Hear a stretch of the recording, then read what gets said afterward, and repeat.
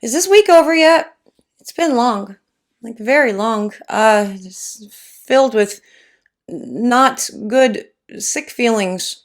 We don't have COVID. It has been confirmed a lot, but still sick. It's not fun. That's all. That's really all I have. I mean, I'm making soap today and we're going to talk about it and it's going to be fun. It's going to be a good time. You actually, I think, get to watch me fail at a soap today, but that's also fun too. For you, probably. I'll tell you what we are doing and what soap I'm failing at in just a minute. But before I do, hello, I am Mrs. Soap and Clay. Let's make stuff.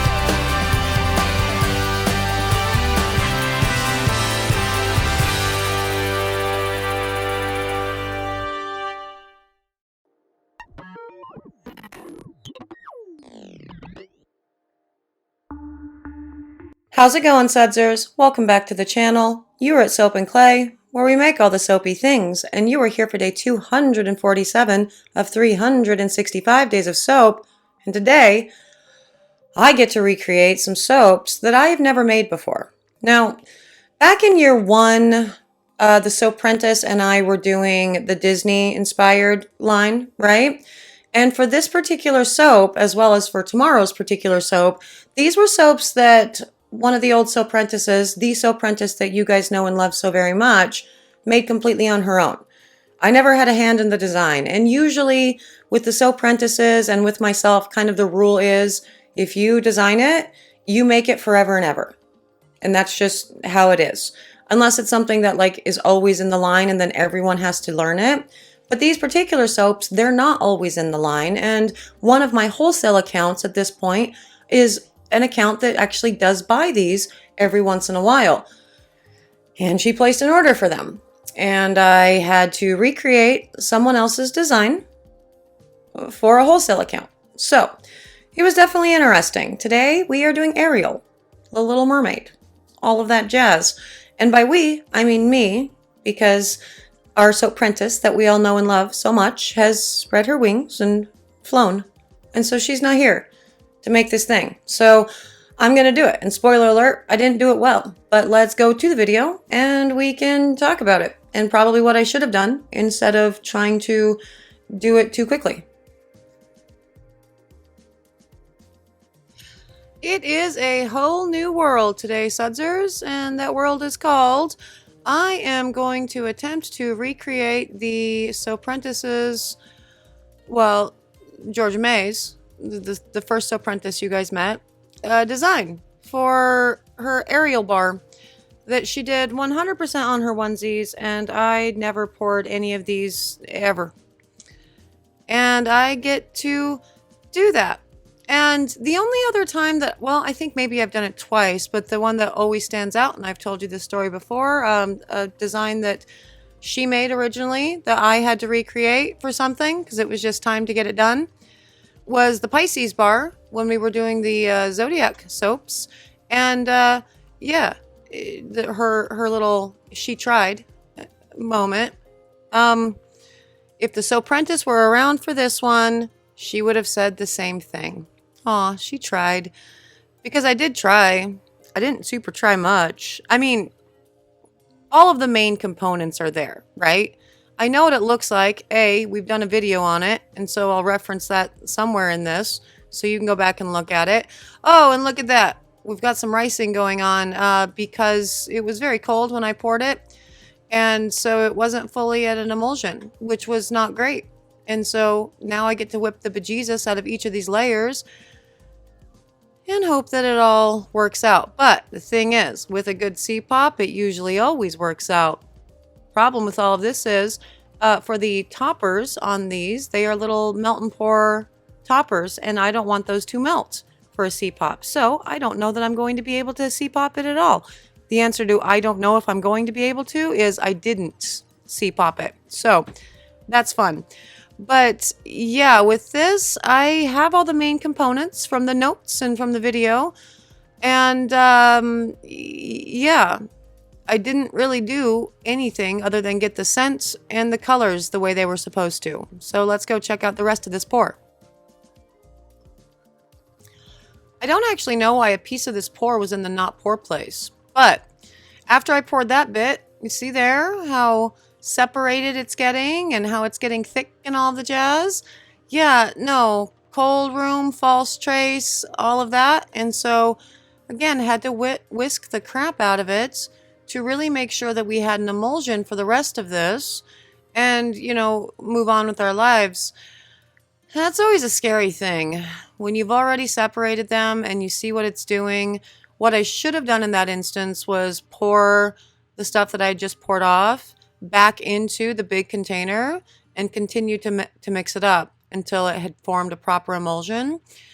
But just kind of knowing what I do about soaps, I knew that it was going to be okay even if I didn't. But I am, for the record, just letting you know that I am showing you the lazy and very irresponsible way of making this, because I was very much just hedging my bets and or you know, gambling or whatever. Is gambling and hedging your bets the same thing?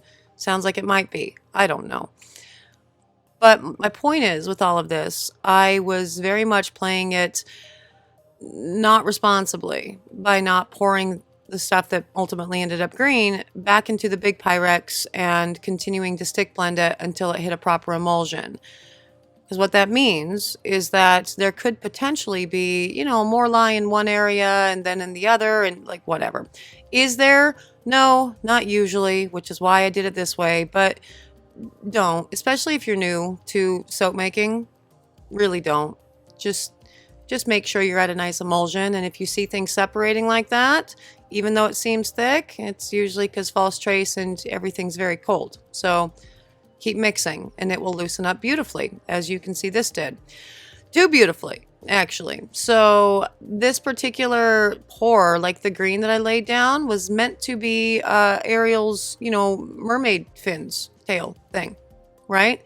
This purple area was meant to be her little bra, her little shell bra. And the Soaprentice actually carved this. She used a soap sculpting tool to carve out the, you know, right shape to then pour the purple on and then carve the top again before putting the red on. And I didn't do any of that. I am working with very fluid, very thin batter the entire time, and I didn't take a stick blender to any part to thicken it up so I could carve it or sculpt it. I didn't do it because I was in a hurry and I just made so many bad decisions with this. So that's fun. You know, ultimately it's whatever. At the end of the day, as long as this ends up being soap, which I know it will, it doesn't super matter what it, you know, looks like. For this particular customer, of course it does matter because she has ordered these. She orders these once a year. While this was a limited edition in my line, she orders these once a year as part of her spring line. And so they actually do need to look pretty dead on, you know, within reason, because again, it's handcrafted soap. So you're not going to get the exact same thing from batch to batch. And anybody that's trying to is just, you're setting yourself up for a lot of stress. But it needs to be reasonably the same. And, you know, I already know because I've already seen this cut. It's not. The only thing that's the same is the color, the colors, and the scent. As far as the design itself, it was not my best work for sure.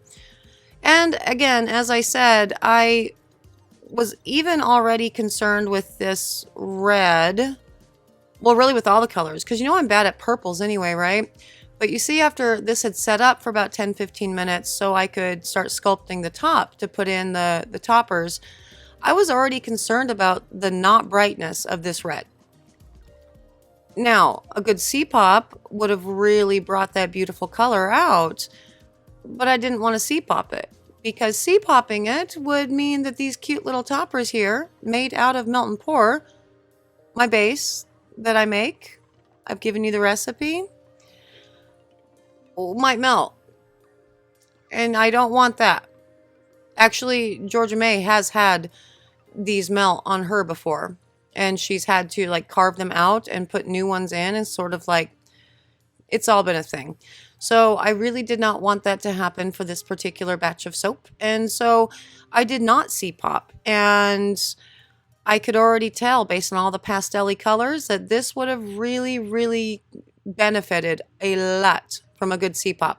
And I didn't do that thing, and that sucks. But you know, let's go to the cut and you can see how badly I screwed up Georgia May's initial pour, you know.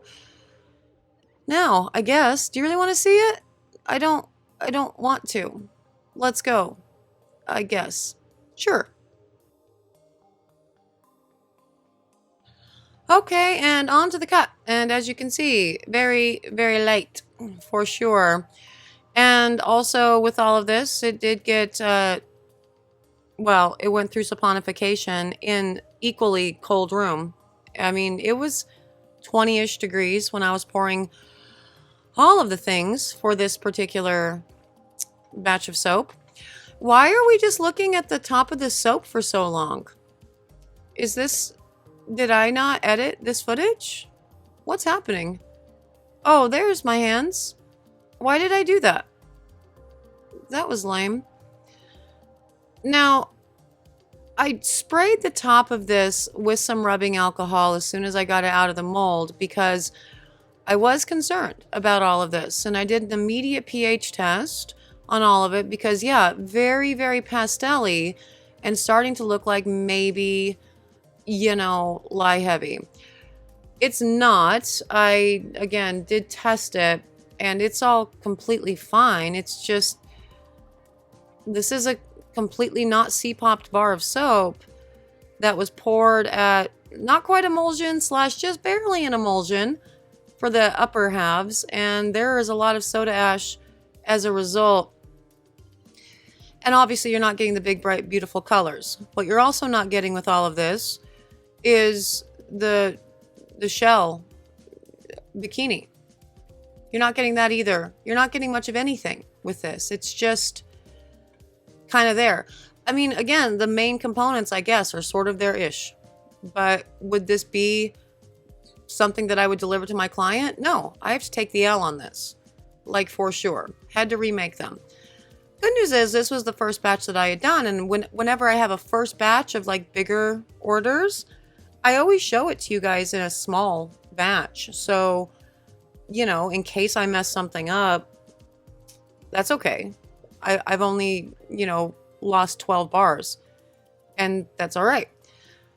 But, you know, that still sucked. I was not at all patient. I did not do the Soaprentice's pour justice by any stretch of the imagination with this one. It was a fail, but that's okay. You know, somebody that's been doing this for as long as I have, we have fails too. And just like I have told all of you or have said in, you know, Facebook forums or whatever, when somebody delivers a bar of soap that they're so unhappy with or whatever, it looks good to me. It's still soap. It still works. And that's good. And did you have fun? I did not have fun pouring this one. But, you know, that's beside the point. That's day 247. 100% of the time, the thing that I should have done is have patience. And 100% of the time, I never do. So there's that. The bar in and of itself, like the batch in and of itself, it's fine. Like, if that were the first time that an aerial soap had ever been made, yeah, it totally works. The big components are there. But I messed up on it for an account that actually does put this in their line at least once a year. So I had to redo those. And so that sucked. But on the plus side, the next round went much better than this one, for sure. That was what I was able to deliver to the client. So that's cool. For these soaps, it's cool. They can be part of a sub box. They can be part of the mystery bars on the website. Just fun little surprises that I give to people if they spend, X amount of money on the website in general, which will happen when I get the website back up. So they're not available at soapandclay.com. I think they are currently available at a dropintheoceanshop.com.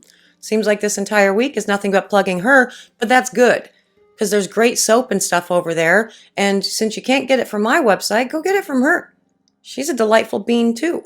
As I said, redoing somebody else's design, tough. And tomorrow I get to do it again. So you'll get to see what I come up with for Ursula and whether or not I nailed that one tomorrow. It'll be fun. I hope you guys had some fun today with me, watching me not be good at things. And yeah, I had fun with you, for sure. This is, every day, being able to interact with you and be here for a little bit is one of my favorite parts of the day. But right now, it's kind of my only favorite part because I'm sick. And so this lets me pretend to not be for a little bit, even though I can't stop talking about it. I'm a baby, for real. To that, I am out of here. I'm going to go sit down because this took a lot out of me. And again, thank you for joining me for another round of 365 days of soap. I will see you guys all again tomorrow for another round of Little Mermaid soapy fun. Bye.